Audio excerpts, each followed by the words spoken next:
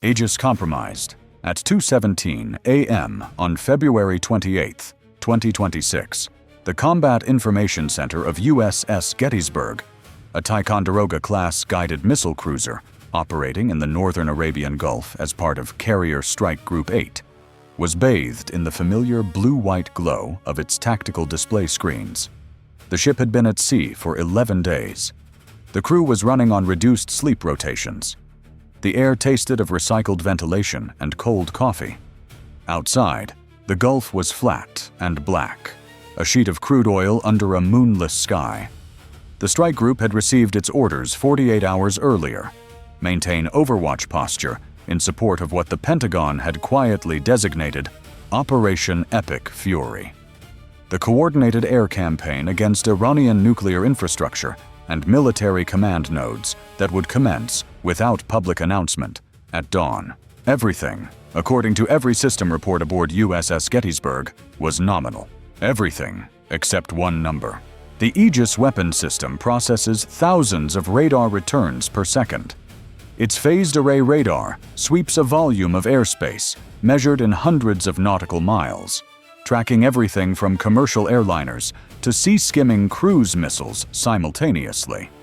The system is designed to perform this calculation so fast that the processing latency, the gap between a radar return entering the system and that return appearing as a classified track on the tactical display, is effectively invisible to human perception. That latency, under normal operating conditions, runs at approximately 0.11 seconds. At 2:17 a.m., the cyber warfare technician on watch noticed the latency counter in the system diagnostic window reading 0.49 seconds. Not a catastrophic failure, not an alarm, not even a warning flag under standard operating thresholds. Just a number. A quiet, almost polite deviation from the norm. A 0.38-second gap that no one had been trained to fear. The technician logged it, tagged it for review at the morning maintenance cycle, went back to monitoring his screens. The ship moved on through the dark, but 340 nautical miles away, aboard a forward-deployed intelligence platform that cannot be named or positioned in this record, an Office of Naval Intelligence Signals analyst was also awake, and she had been watching USS Gettysburg's diagnostic telemetry stream for the past 6 hours, not because anyone had ordered her to, because she had noticed the same 0.49 second reading 3 days earlier, briefly, for just under 2 minutes. And then it had disappeared. Systems glitch, she had told herself. Hardware fluctuation in a warm water operating environment. She had filed a low-priority note and moved on. Now it was back, and it had been holding steady for 11 minutes.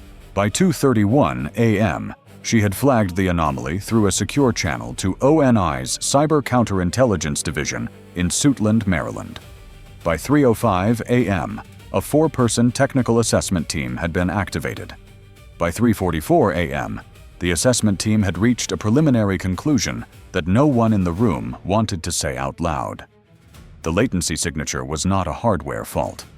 It was consistent with a firmware-level insertion, a parasitic code fragment embedded within the Aegis SPY-1A radar's signal processing module, designed to sit dormant until activated by a specific external trigger condition, at which point it would introduce a cascading delay into the track classification pipeline.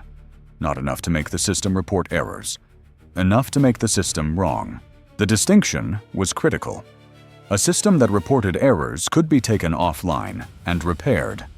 A system that was wrong, that quietly, invisibly misclassified threat tracks, delayed engagement authorizations, and fed subtly corrupted data to the fire control solution, would be trusted right up until the moment it failed catastrophically. At 4:12 a.m., the ONI counterintelligence director was on a secure voice circuit with the commander, Naval Forces Central Command. At 4:29 a.m., the commander had 2 words for the director. Find it. What followed was not a conventional investigation. There was no crime scene tape, no forensic technicians in white suits. What there was instead was the most precise and compressed version of a manhunt that the United States intelligence apparatus is capable of conducting. A digital autopsy performed on a live operational system aboard a warship at combat readiness, without disrupting that readiness by so much as a single second of visible activity. The crew of USS Gettysburg could not know what was happening. Because if the crew knew, whoever had planted the code would know. And if they knew, the opportunity to use them as bait would evaporate. The firmware insertion was traced within 6 hours through a combination of supply chain audit records, access log forensics, and human intelligence sourcing that this record is not authorized to describe in full. What the record can state is this: the malicious code fragment had been introduced during a scheduled Aegis software maintenance cycle conducted at a naval station Rota, Spain, 14 months earlier. The insertion was not performed by a foreign national operating undercover. It was performed by a U.S. Navy contractor, a software integration specialist with 17 years of cleared access history, 2 commendations, and a financial relationship with an Iranian intelligence cutout operating through a shell company registered in Cyprus that had been active for at least 3 years before the maintenance cycle in question. The contractor was not aboard USS Gettysburg. He was in a rented apartment in Manama, Bahrain, 9 nautical miles from the U.S.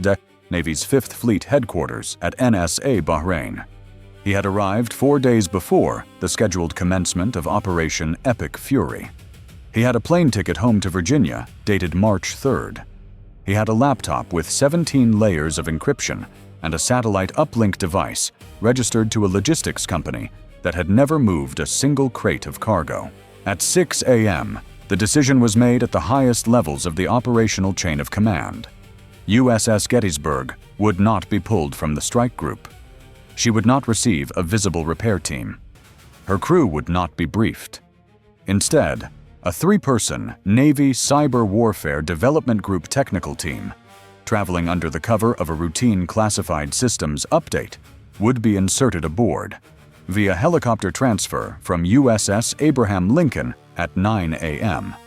Their mission: locate the precise memory address of the firmware insertion, develop a validated patch, and execute a manual rollback of the SPY-1A signal processing module without triggering the code's dormancy protocols, without alerting whoever was monitoring the system remotely, and without taking the radar offline for more than 45 seconds at any point during the process. All of this while the ship maintained full combat watch. All of this while the clock ran toward dawn on the most significant naval combat operation the United States had conducted in the Arabian Gulf in over 2 decades. And all of this while, simultaneously, a quiet net began to close around the apartment in Manama. The helicopter transfer at 9 a.m. was logged in USS Gettysburg's deck log as a routine personnel rotation. The 3 technicians who stepped off the helo onto the flight deck looked by design like any other uniformed personnel arriving for a maintenance evolution. They carried hard cases. They wore no insignia that indicated their actual unit. The executive officer met them personally at the hatch, one of perhaps 6 people aboard the ship who knew what they were actually there to do, and escorted them below without ceremony. The CIC at 9:15 a.m. was at full operational tempo. The strike group had begun its combat air patrol rotations. The air picture over the northern Gulf was dense with military traffic. Across the water, roughly 200 nautical miles to the northeast, Iranian air defense networks had been registering the increased U.S. air activity since 0600 and had begun a systematic shift to heightened alert posture. Iranian Revolutionary Guard Corps naval units in the Strait of Hormuz had sortied 4 fast attack craft from their base at Bandar Abbas at 8:40 a.m. At IRGC headquarters in Tehran, an intelligence assessment that had been prepared over the preceding 72 hours, an assessment built, in no small part, on information that the contractor in Manama had been providing for 14 months, was being reviewed for the last time before action authorization. The assessment stated, with high confidence, that USS Gettysburg's Aegis system was operating in a compromised state, that the strike group's primary air defense node had a classified vulnerability in its track processing pipeline, that a saturation missile attack launched from outside the ship's estimated engagement envelope, timed to the moment of maximum system processing load during the opening phase of the American air campaign, had a high probability of penetrating the cruiser's defensive umbrella and mission-killing the ship. The assessment recommended an immediate strike package of 36 Shahab-3 ballistic missiles and 48 Noor anti-ship cruise missiles be prepared for launch from pre-positioned mobile batteries across 3 provinces. The launch window was calculated to open at 11:45 p.m. The assessment was wrong about one thing. The system had been compromised 14 months ago. It was no longer compromised. Not as of 11:07 a.m., when the lead technician in USS Gettysburg's below-decks auxiliary computer room completed the final verification pass on the manual rollback and closed the access panel. The SPY-1A signal processing module was clean. The processing latency read 0.11 seconds. The patch had been installed in 42 seconds of radar downtime during a pre-coordinated 1-minute sensor rotation that the rest of the crew had been told was a scheduled antenna-bearing check. Nobody had looked twice. But the contractor in Manama did not know this, because the diagnostic telemetry stream that he was monitoring, the same stream the ONI analyst had been watching, had been modified at the source. The latency counter in the stream he was reading still showed 0.49 seconds. Every status indicator he could access still reported a compromised system. The signal he was preparing to send, authorizing the launch package, would be based on a lie that the United States Navy had manufactured specifically for him. He sent it at 2:55 p.m. A 12-character alphanumeric string transmitted through his satellite uplink to a relay node in the Caspian Sea region. Within 90 seconds of that transmission, NCIS, special agents, and Bahraini security forces were at the door of his apartment. He was taken into custody without incident. His laptop and the satellite uplink device were seized intact. He said nothing. His plane ticket home to Virginia sat on the kitchen counter. He would not be using it. At 11:22 p.m., the Iranian launch package went live.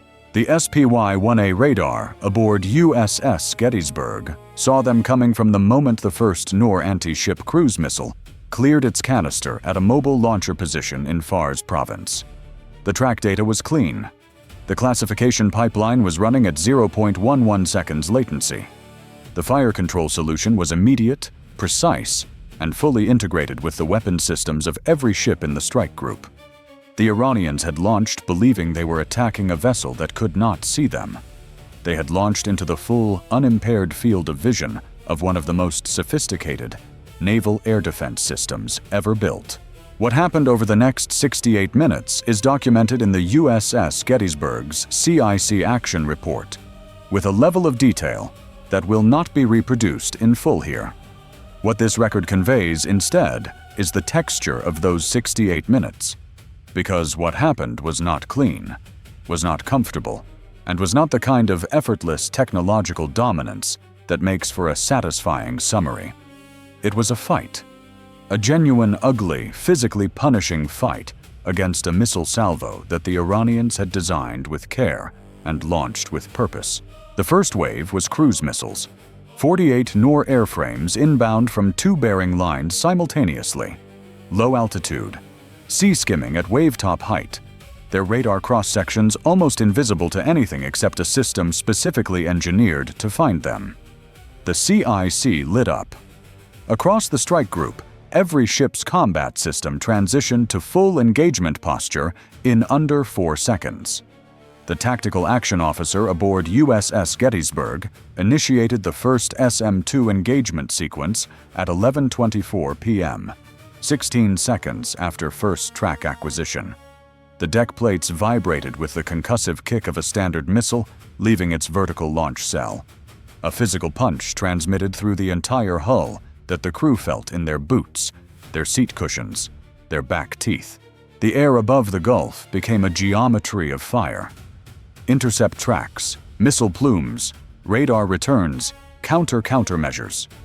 The SPY-1A radar was processing a volume of simultaneous track data that pushed its throughput to 91% of rated capacity.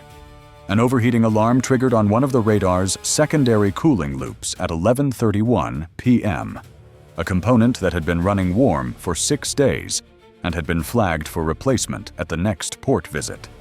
The combat systems officer pulled the alert, assessed it in under 3 seconds, and made the decision to continue engagement without reducing the radar's power output. The cooling loop ran hot. It didn't fail. At 11:38 p.m., the first of the Shahab-3 ballistic missiles entered the terminal phase of its trajectory. Ballistic missiles are a categorically different problem from cruise missiles.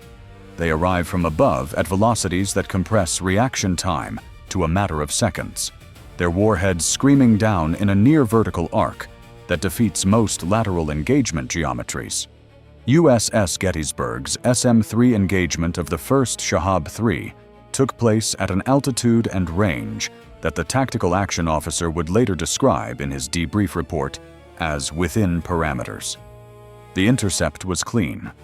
The warhead was rendered inoperable 4 seconds before its projected terminal point. The shock of understanding what 4 seconds represented, the physical proximity of that margin, moved through the CIC in complete silence, in the way that a large wave moves through an ocean floor and is felt but not seen. The Iranians adapted. At 11:41 p.m., as the engagement was entering its most intensive phase, a secondary launch was detected, not from the pre-positioned mobile batteries in Fairs Province, but from 2 IRGC fast attack craft that had been holding position at the edge of the strike group's engagement envelope since before the main launch. They had been tracked continuously since their sortie from Bandar Abbas that morning.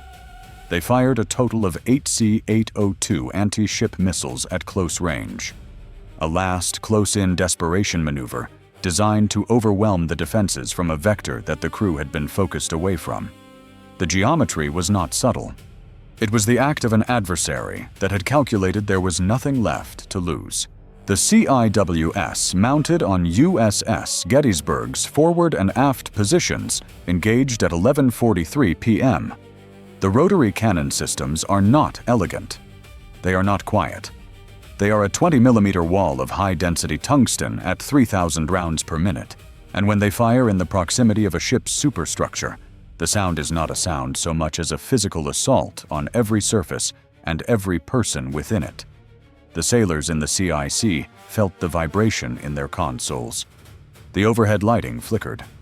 A damage control alarm briefly registered fragmentation impact on the port bridge wing, a fragment from a detonated C-802, close enough that the officer of the deck instinctively took 1 step backward from the bridge windows before catching herself. 6 of the 8 C-802s were intercepted.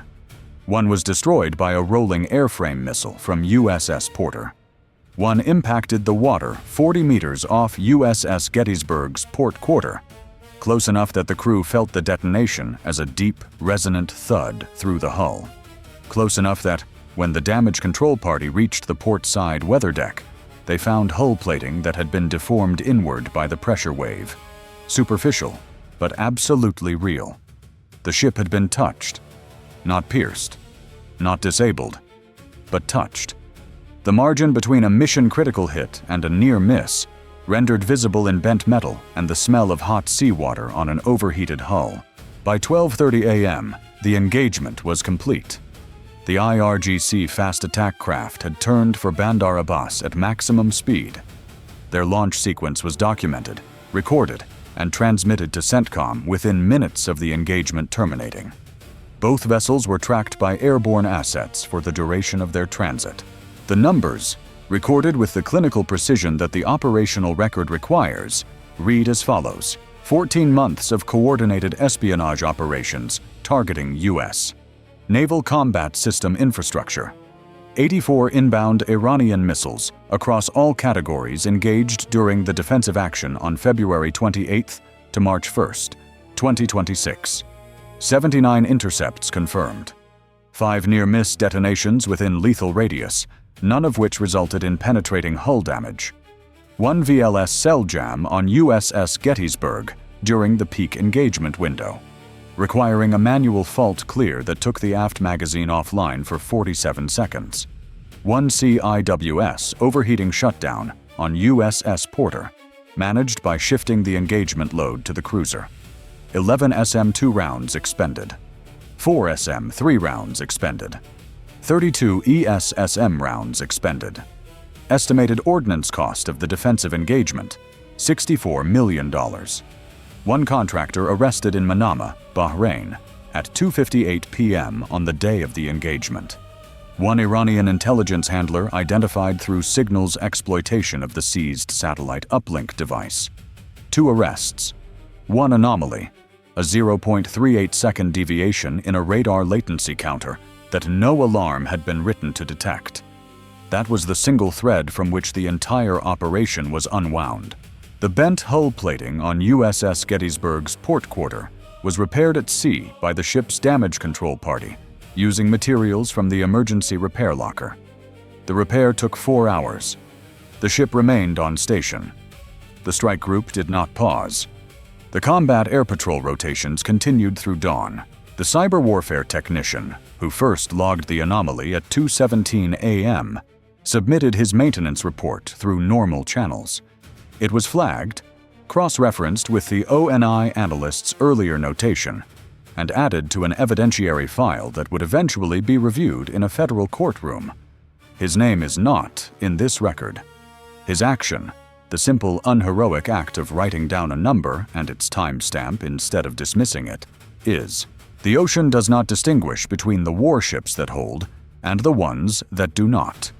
It is the sailors who read the quiet numbers that everyone else ignores who make the difference between a fleet that survives and one that does not.